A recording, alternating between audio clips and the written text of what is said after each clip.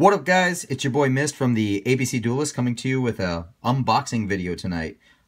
We just got in the Legendary Decks 2 collection. This is the new release of the Yugi, Joey, and Kaiba deck series. Inside we've got a little bit of Blue Eye support, some of the harder to get cards, kind of reprinted in common form, kind of taken down, make it a little bit easier to build the Blue Eyes deck. And we've got some new things for Dark Magician and some cool stuff for some Red Eyes. So without further ado, we're just going to jump right into it. So first thing, the back of the box, pretty cool. It says that inside you have Exodia the Forbidden One, Blue Eyes White Dragon, and Red Eyes Black Dragon that have all been rebuilt for the modern dueling era. So that's kind of pretty cool. You get a brief overview of some of the new cards back here. Like with Kaiba, you get a Kaiba token, a Blue Eyes Ultimate, and an Azure Eyes. With Yugi, you get a token, and you get an Exodia support card. I think these are all three Exodia support cards. I think one of them might be a little different. I'm not too sure. And then with Red Eyes, we've got some of the basic stuff, Red Eyes Flare Metal, and some pretty cool cards. So without further ado, we're going to open this bad boy. Yeah, I kind of really like the art on the box so far. I got the first Legendary Collection when I got back in, and it was kind of fun. It's kind of one of those things that you just kind of get into if you're like fresh into Yu-Gi-Oh, or if you've been out for a while and you want to jump back in, but you want to see a familiar face. So I kind of like the direction that they go with that. Okay, let's see here. All right.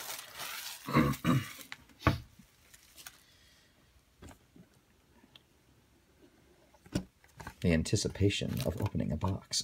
All right, so first things first, we've got these cards here. We're going to open these first.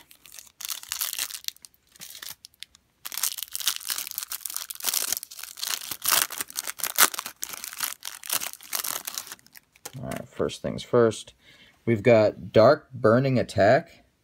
This one's one of the new cards that came in the box. It's if you control a Dark Magician Girl monster, destroy all face-up monsters your opponent controls.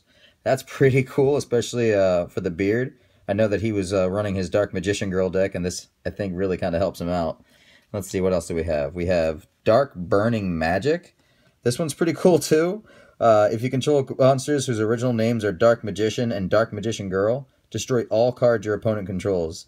That's pretty awesome. That's like an instant field clear. And then, of course, the trap. Ooh, we've all been waiting for this one if you've been running a Dark Magician deck. Eternal Soul. Every Dark Magician in your monster zone is unaffected by your opponent's card effects. If this face-up card leaves the field, destroy all monsters you control. You can only use the following effects of Eternal Soul once per turn. You can activate one of these effects. Special summon one Dark Magician from your hand or graveyard, or add one Dark Magic attack or Thousand Knives from your deck to your hand. So pretty cool if you're running the Dark Magician build. Nice support, nice support. Alright, and then, of course, we have the three options. Alright, so the first thing that we're going to open up today, I'm going to start with Joey. I'm a really big fan of the Red Eyes cards, so let's get started on her. First card we see up top, the Blackstone of Legend. Dragon effect, you can attribute this card, special summon one level 7 or lower Red Eyes monster from your deck, except Red Eyes Black Chick. If this card is in your graveyard, you can target one level 7 or lower Red Eyes monster in your graveyard, except Red Eyes Black Chick, shuffle it into the deck, and if you do, add this card to your hand. You can only use the one Blackstone of Legend effects per turn, and only once that's turn. So that's a nice one to kind of start off with. Let's see here. Alright, so first off, alright. So, we've got the Blackstone of Legend, Return of the Red Eyes, and Red Eyes Flare Metal Dragon. So those are the top three so far. Return of the Red Eyes.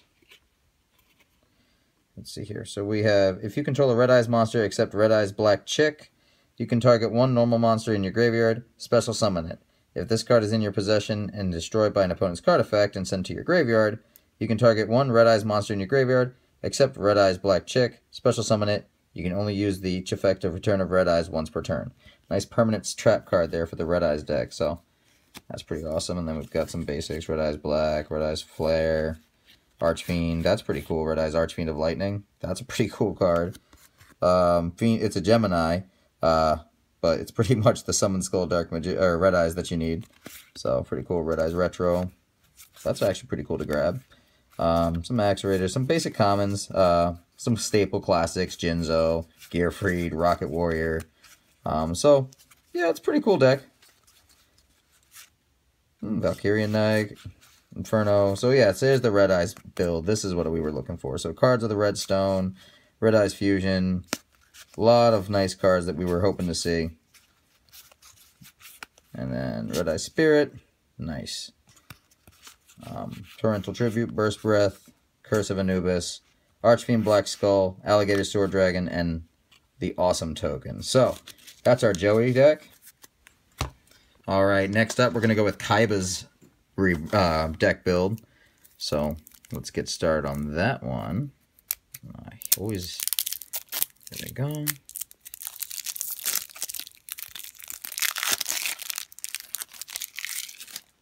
Alright, so first on top, got a reprint of Maiden with Eyes of Blue. Better rarity, pretty cool. It's kind of a nice card to see. Oh, another Melody of Awakening Dragon, and a Blue Eyes Ultimate. So that's really cool. Blue Eyes got a really nice reprint. So those are the nice cards from Kaiba's deck. And then we've got, of course, some staples. I like the original LOB art right there. That kind of brings me back a little bit. That's one of my favorite arts of the Blue Eyes right there. So that's pretty cool to see. There's the new common Dragon Spirit of White. So it's going to be a little nicer if you're building a Blue Eyes deck. A little easier to pull into the card that you need, especially if you haven't been able to pick up one yet. So that's kind of nice to grab onto. Then we've got some classics, Kaiba Man, Whitestone. There's the Whitestone of Ancients, another big value card that just got reprinted to common. So a lot of people expect to see a lot of these pretty much in the next coming weeks, I'm sure. Let's see. And then some of the new with Eyes of Blue support. And then some classic Kaiba cards, Force Raider, Blade Knight, Ancient Lamp for Lajin. So, some basic stuff. Got a cool King of the Swamp, that's nice. And the Rider of the Stormwinds, whatever. First Stream of Destruction, Beacon of White. So, another reprint, pretty common rarity. Mausoleum of White, another rarity drop. Everything else is pretty much old school. Some nice trade-ins. A Where Art Thou. That's pretty cool to grab onto. I was looking for one of those, so that's going to help me out. A Pot of Dictamy, Fusion Substitute. So, some pretty decent cards. Nothing super huge. There's the Azure Eyes that they give you. Common rarity. First of Dragons. That's a pretty cool fusion to get if you haven't already for Dragon decks. Must be fusion summoned and cannot be special summoned by other ways. You can only control one First of Dragons. This card cannot be destroyed by battle except by battle with a normal monster and is unaffected by other monsters' effects. So a nice 2700 beater to go into. And of course, the awesome Kaiba token. So yeah, that was pretty cool for Kaiba's to build. Kind of nice to see some classic cards again. And then finally, we're going to go into the last deck in our Pro series, the Yugi deck. So already we can see that he's rocking out his God card. So we've got a Slife of the Sky Dragon on top. So let's see what's going on in there.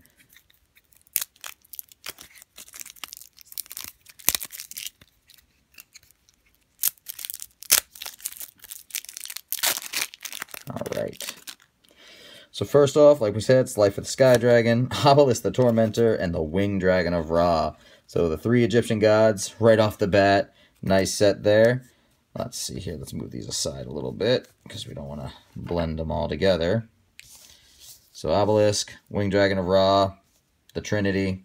It is what it is. Everyone knows who they are. Then we've got the new Exodia cards. So let's take a second and look at those. So these are the new cards that they just reprinted for Yugi's deck. First off, we've got the legendary Exodia Incarnate.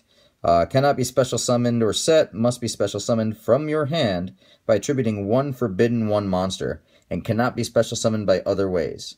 This card gains 1000 attack for each Forbidden 1 monster in your graveyard, and is unaffected by other card effects.